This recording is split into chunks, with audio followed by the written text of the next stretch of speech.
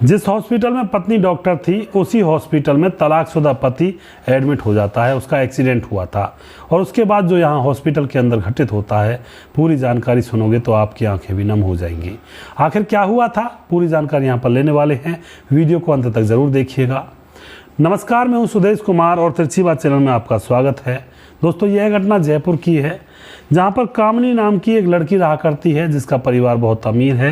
कामनी doctor बनना चाहती है तो पढ़ाई लिखाई अच्छे से कर रही है, कॉलेज जाया करती है और कॉलेज में एक लड़का होता है जिसका नाम मोहित होता है। उससे उसकी मुलाकात हो जाती है तो वह उसके साथ घूमने लगती है, होटलों में जाने लगती है, मौज मस्ती करने लगती है। अब कामनी के पिता को पता चलता है कि कामनी तो अय्याशी कर रही है, तो वह कामनी से कहता है कि बेटी, तुझे क्या डॉक्टर नहीं बनना जो इस तरह से तू घूमती फिरती है। तो कामनी की समझ में आ जाता है और वो पिताजी से माफ़ी मांगती है, बाबूजी मैं भटक गई थी, मुझे माफ़ कर दो। उसके बाद कामनी अच्छी तरह से पढ़ाई करती है और पढ़ाई करने के बाद उसका रिजल्ट आने वाला था, उससे पहले उसको उसकी शादी करवा दी जाती है। दोस्तों, शादी हो जाती है और जो उसका पिता होता है सुभाष नाम के लड़के से उसकी शादी करवा देता है। लेकिन सुभाष पीता था, यानी कि शराब पिया करता था।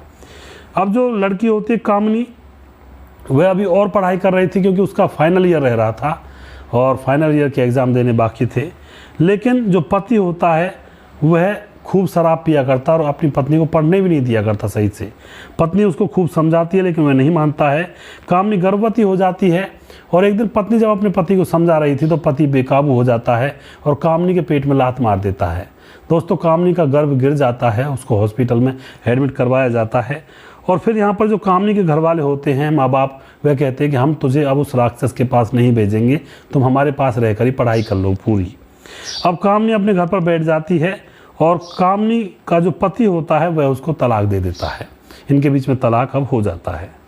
धीरे धीरे समय गुजरता है तो कामनी डॉक्टर बन जाती है। उसका पिता अमीर था तो उसके लिए हॉस्पिटल खुलवा देता है। उस हॉस्पिटल में कामनी गरीबों की बड़ी मदद किया करती, जिनका इलाज 20,000 रुपये का होता उनका 10,000 रुपये में काम कर दिया करती, यानी गरीबों की पूरी मदद किया करती थी। अब क्या होता है दोस्तों, एक दिन जो उसका पति होता है सुभाष, वह बाइक से कहीं जा रहा था तो उसका एक्सीडेंट हो जाता है, हाथ पांव टूट जाते हैं। लोग बाग उसको उठाकर उसी हॉस्पिटल में लेकर आते हैं। कामनी उसको देखती है जैसे ही, तो कामनी की आंखों में आंसू आ जाते हैं और अपने जो कंपाउंडर होते हैं और डॉक्टर होते हैं उनसे कहती है कि इसका एक भी खून, एक भी कतरा ज़मीन पर नहीं गिरना चाहिए, जल्दी इसको आईसीयू में ले चलो और इसको सही करना है। आईसीयू में उसको एडमिट कर दिया जाता है। 2 दिन तक वह बेहोश रहता है। 2 दिन के बाद उसको जब होश आता है तो वह अपने सामने देखता है कि उसकी तलाकशुदा पत्नी कामनी उसके सामने खड़ी है डॉक्टर बनकर और उसी ने उसका इलाज किया है। यह देखते ही उसकी आंखों में आंसू आ जाते हैं, जो पति होता है। और फिर कामनी उस पति के घर वालों पर भी फ़ोन कर देती है, वो भी वहाँ पर आ जाते हैं। तकरीबन 4.5 लाख रुपए का खर्चा आया था इलाज में, लेकिन कामनी कह देती है कि मुझे खर्चा नहीं चाहिए, यह मेरी तरफ से फ्री इलाज समझो। इतनी भलाई कर देती है जिस पति ने उसको ठोकर मार कर घर से निकाला था। अब पति समझ जाता है कि यह लड़की बहुत अच्छी लड़की है और मैंने गलती की जो इसको घर से निकाल दिया। अब दोस्तों, वह कामनी के पैर पकड़ लेता है और कहता है मुझे माफ़ कर दो और मुझे अपने साथ ही ले चलो। दोस्तों, यहाँ पर घर वाले जो होते हैं, कामनी के भी घर वाले होते हैं और उस लड़के के भी घर वाले होते हैं, सभी लोग देख रहे होते हैं और फूट फूट कर यहाँ पर सुभाष रोने लगता है, कामनी से माफ़ी मांगने लगता है। कामनी अपने पिता के पास फ़ोन करती है, पिता अभी तक नहीं आया था। कहती है कि ये यहाँ पर आया हुआ है, क्या करूँ। पिताजी कहते हैं कि तुम अपने पास उसको रख सकती हो अगर तुम चाहो तो, क्योंकि उसने ऐसा वैसा तो कोई जुर्म नहीं किया है, गलती से उसकी लात लगी थी।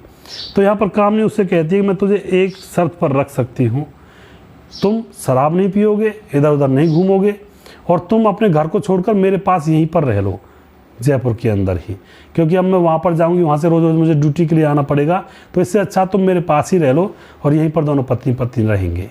तो दोनों पति पत्नी मिलकर वहीं पर अपने घर में रहते हैं, वहीं पर हॉस्पिटल चलाते हैं, आराम से उनकी ज़िंदगी कट रही होती है।